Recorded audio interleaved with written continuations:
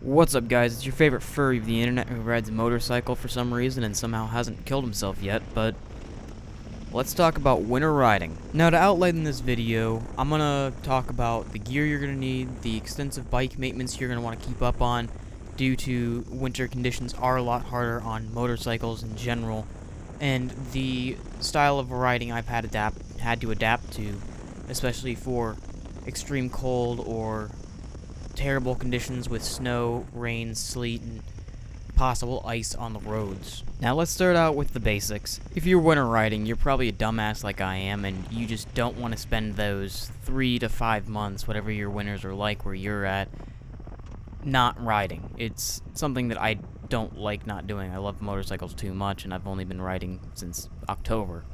So maybe later on I'll quit winter riding, but I'm still too excited to ride or take months off. Anyway, you're a dumbass. Let's just get that out of the way, like me. Are you ready to ride on extremely cold roads is one of the primary questions. Chances are, in winter conditions, you have a substantial increase in the chance of dropping your bike, meaning that you should probably have protective measures on your bike, such as frame sliders, axle sliders, and suitable bar ends that can protect your bike a little bit better than possibly shorter ones. I have long ones on my bike currently that I personally think are great. They are Pudge, whatever P-U-I-G that brand is called. I don't know how to pronounce it, but definitely recommend them. They were easy to replace on the bike, and they're not too expensive. The ones I got off of Amazon for about $25, and they just screw off the old ones and screw on the new ones, and pretty easy to replace in the overall experience. Frame sliders, on that subject, there's a lot of different types out there. There's stylish ones, there's pretty standard peg ones that stick out, and the install process I would assume is the same for most of them, or similar at least. They have to have a frame mounting point and all of that. So just look around for ones you don't have to spend an arm and a leg, because you can easily get the ones that are $200 if you really want to spend that kind of cash, but in the winter I would not recommend something that expensive with the chance of you potentially damaging them throughout that 3-month period of the terrible weather and road conditions. Now, are your tires okay for winter weather and cold roads, or will they not have enough heat in them to get suitable traction in cold conditions? My lowest I've ridden in was -20°C, or about 4 degrees Fahrenheit, and that means that the road is probably below 10 degrees Fahrenheit. Definitely a issue with some track tires, or a lot of track tires that I don't think are really designed to run below, I would say 30 degrees Fahrenheit, or roughly 0°C, -1°C, but in the end, you want to make sure you have tires that are suitable for colder weather, whether it's dedicated winter tires that I'd recommend if you really do plan to ride all winter long, regardless of snow and all that, but I'm not that dedicated personally. But right now I have Road Pilot 4s from Michelin on there, and they have extremely suitable traction in extreme cold weather. I recently got them switched out from the Dunlops that I had prior, and they are a significant change in traction and feel of the bike, along with a bunch of preventative maintenance that I got done that might have changed things a little bit too. Regardless, you want to make sure you have good tires, good tread, and all of that, because the winter conditions will be a little bit harder to keep traction in, especially with wet roads that you may face due to cars carrying water from their wheels onto the road surface.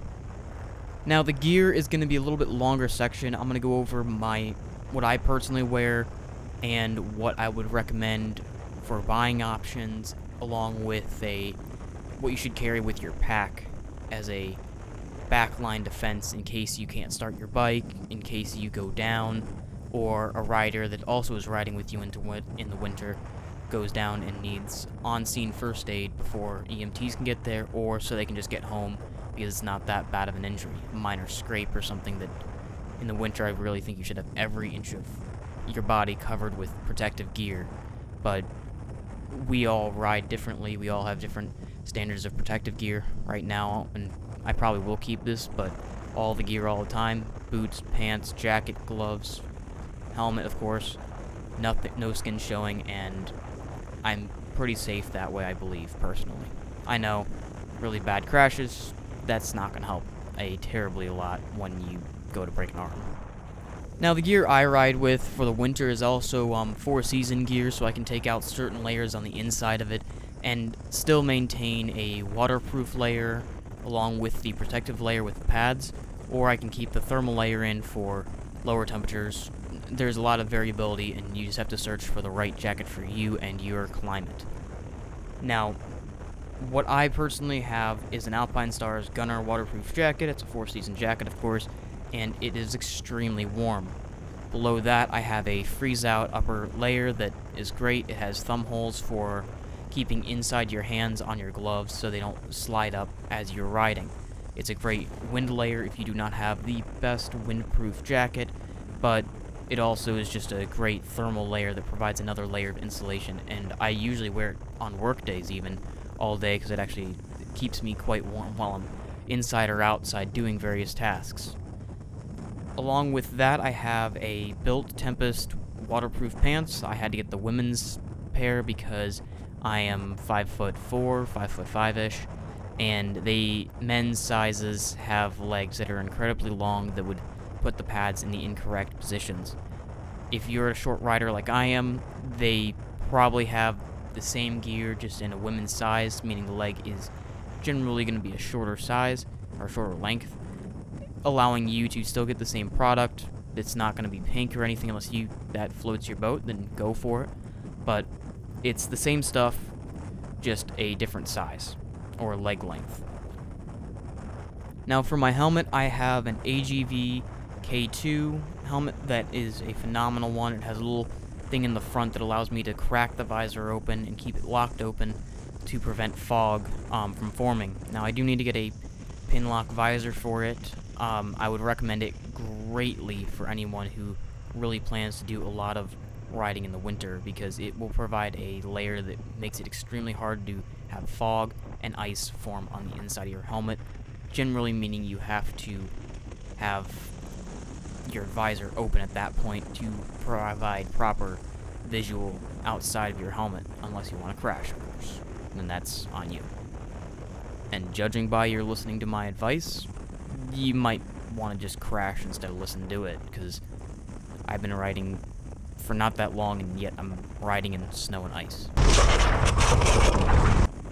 Now, another protective layer underneath my helmet that I have is a Under Armour balaclava. Freeze Out sells a very nice balaclava, and I'm actually considering picking one up fairly soon, because it is a little bit longer neck that will provide a better protection from the wind in the event of extreme cold weather riding.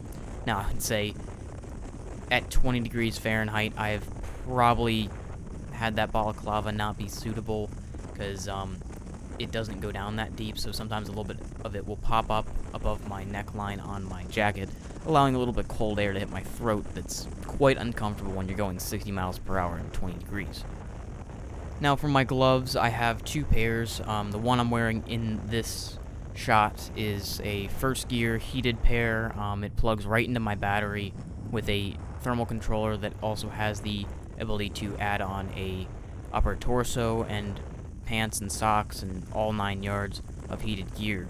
Definitely I would recommend, if you plan on doing extensive winter riding, maybe getting that upgraded one over the just single port heating unit, because if it's about $122 for the gloves and heating unit. I think the heating unit was like about $60 or something like that. That in the end, if you plan to possibly in the future add another part to that system, it will be a lot cheaper than replacing the heating unit or the control unit and the other stuff. Damn it, I can't even English right now.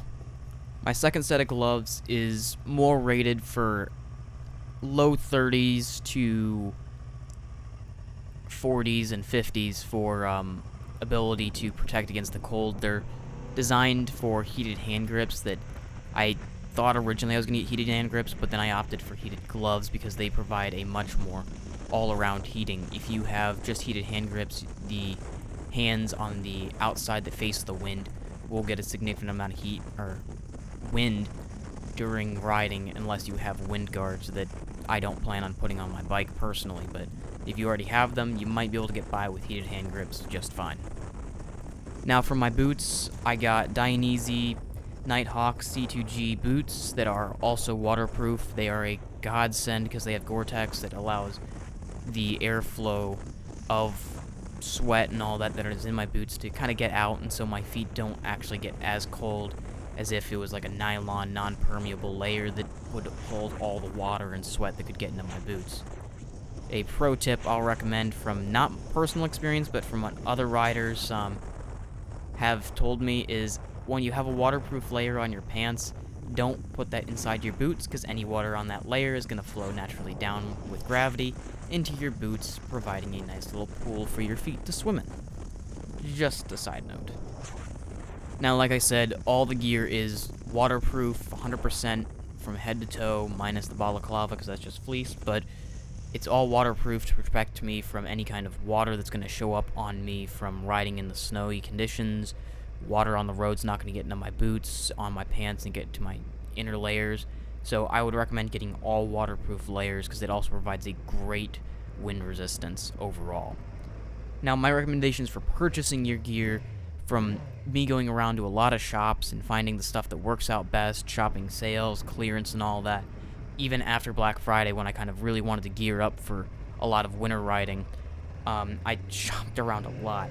The Ducati dealer had great deals on the boots. They had those boots on clearance. They're normally like $200-300, and I got them for $120 or something like that. Jacket was not on sale. That's the only thing I really bought at full price, and that was $285, I think, or $255, along with the pants being about $100 because they were on sale, and the gloves I think were $122. So, and all of this stuff is actually reusable into the summer by removing inner layers. So if you're planning to get a whole new set of gear for this, get stuff that's 4-season rated, because I've ridden in extremely cold weather and extremely terrible conditions, as you can see by this clip with the snow falling right now, and it's going to be all usable in the summer and in the winter. So it's something that I would recommend searching for 4-season gear, because it will provide a lot less financial impact if you're getting your first set of gear or second set of gear, and just getting some 4-season stuff that has thermal abilities along with the ability to be changeable. Now for your daily kit, definitely you want to have extra pairs of socks with you at all times in your pack in case you need an extra layer of insulation in case a pair gets wet from some unforeseen thing, your pant leg comes above the top of your boot and you get splashed or whatever. You also want to carry a portable triple charger. Mine is a very easy to use and carry one, very lightweight. It just plugs into an outlet and runs to my bike and plugs into the battery very simply, and it'll, in the event of really extreme cold, your bike might not want to start due to the battery not having enough conductivity due to the cold, and that plug-in feature could quite potentially save your ass when your battery just doesn't have enough chooch to start. Also, I'd recommend carrying a basic first aid kit, band-aids, gauze, alcohol for treating cuts, Neosporin, and other basic things that you may potentially face. I don't recommend carrying splints and all that, because if it really gets to that point, you should have EMTs on scene to do that. You shouldn't be trying to cure your friend just to ride home and sleep it off or something like that. Also, you want to have water. A Camelback is optimal so you can drink it on the go. Military surplus stores will probably have some cold weather ones, or ones that are designed for the Desert Combat and ACU, or the old Army Combat uniform, the digital camo, and those have insulated lines that you can quite easily probably keep well in the winter with minimal effort, and also have on-the-go water access if you really need it. And that's mainly for a longer ride, but if you're going to be a 10-minute trip to and from work or something like that, this is not really a necessary step, along with a dry snack of some sort that won't freeze solid in your backpack, because the contents in your backpack or in your pack will potentially freeze due to the cold temperatures and not having your body heat as a direct contact, because you're going to have all your insulative layers between you and your pack. Now, before I get into the bike maintenance section of this, I want to say some tips for optimal riding and all of that and comfort. But you don't want to let any skin show to the cold air, because with the wind chill factor, along with the cold air already, could pretty much freeze your skin if you're not careful. I'm not sure if that's a given, but it will make riding a lot more comfortable instead of having a small gust of cold air hitting a small section that could potentially cause it to become a little bit painful or annoying, drawing your attention away from riding and leading you to potentially get into an accident. Also, read the weather before you commit to riding. As you can tell, I miscalculated the weather in this clip and ended up riding in snowy, slushy, icy conditions on the way home. Along with out where I live, it's very far out, so I get very strong wind gusts. And I was very nervous on when I got out to that point, because the wind can rip across the farm fields very fast and pick up a lot of speed without any resistance, meaning that it could catch me off guard, kick out one of the tires, or just knock me over outright, and, well, that's even worse.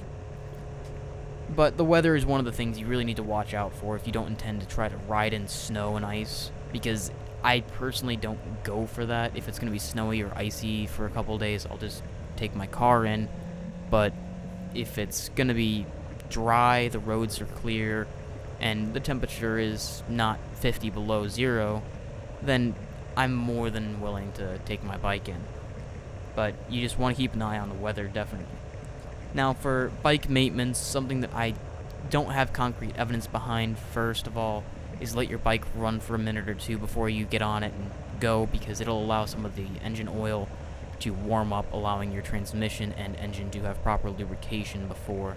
And this is for extremely cold temperatures. I'm not talking about negative 5°C, but I'm saying negative 20°C.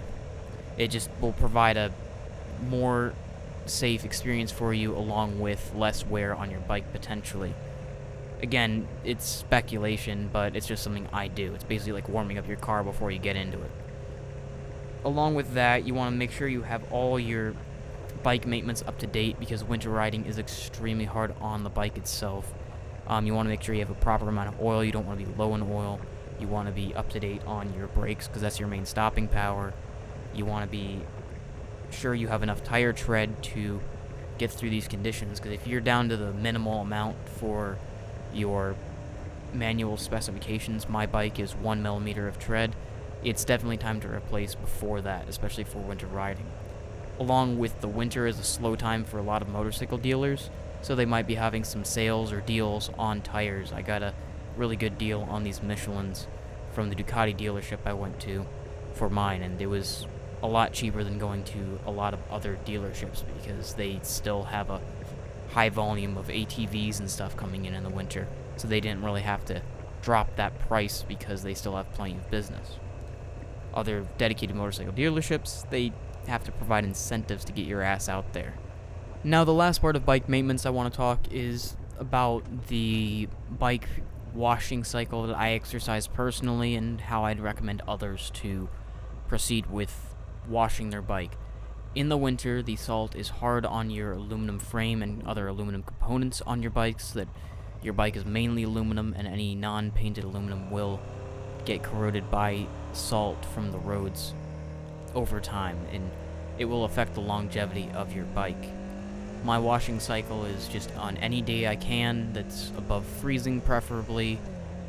I wash it down by rinsing it off first, soaping it up, washing it down again with a lot of water, trying to spray off every single bit of component on the bike, and then proceeding to wax any visible aluminum components, excluding the engine and engine housings, because I don't think that's a great idea, because it's wax on a hot surface that gets extremely hot. Doesn't seem like a great idea. But use a lot of water to clean off your bike to get any bit of salt off that you can, because it will damage your bike over time.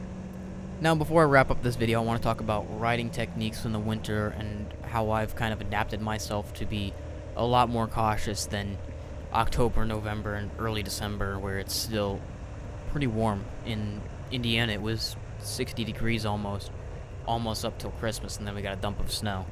But you want to exercise a lot more caution when riding, be more attentive to other drivers, because they're least expecting to see a bike out in this kind of condition, especially this, what I'm in right now on screen.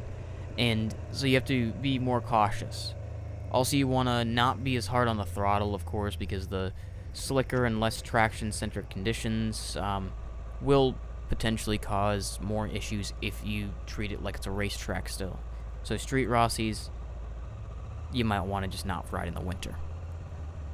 Another thing for just the safety and, I guess, possibility for bad condition coming up on you with the roads being fairly unpredictable in the winter is just start braking for stoplights and stop signs and all that a lot sooner, so you don't have to brake hard and then you lose traction in your front or rear tire and then go down or slam into the back of someone. That's even worse probably. But you want to exercise a lot more slower speeds in the winter. It's not fast like the summer and spring and fall. You want to be much more careful than other times of the year. It's just what I've learned is probably the safest bet.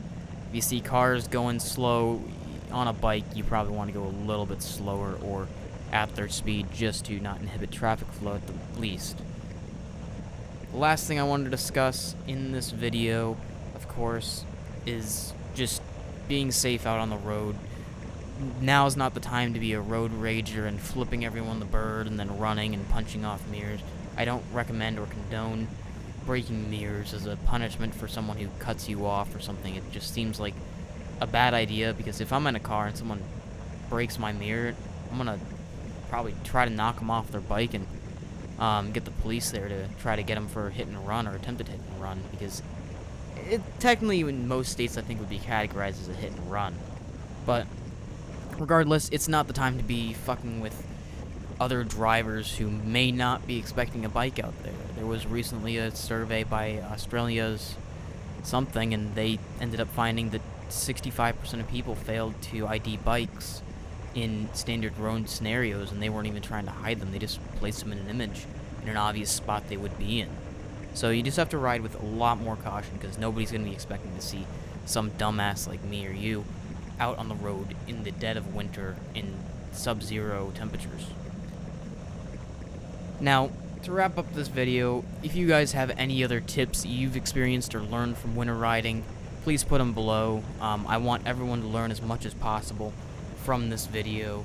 Definitely, I want to learn more, because I don't want to stop winter riding just because it's cold out. It doesn't mean anything to me. I can deal with cold, but also, guys, if you're a winter warrior like I am, you're a fucking idiot. You're also a badass, and you have balls, or lady balls, so I don't assume genders and crap, of steel. Now, always ride within your limits on, like, even short of your limits, because you don't want to have a room of miscalculation and then have an area of miscalculation and have no room for error, because in the winter, it's probably going to happen. You're going to have some kind of miscalculation, you're going to drop your bike, slide out, or whatever. Just exercise within your limits significantly.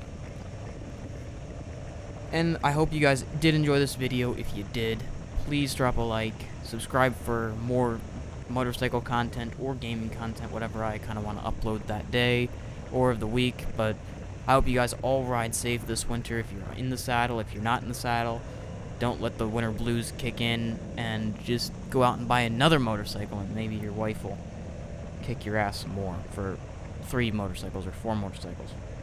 Just buy a fleet. If you enjoyed, drop a like, comment below any tips you guys want to have, subscribe of course. Hope you all enjoyed. Stay frosty, ride safe, peace.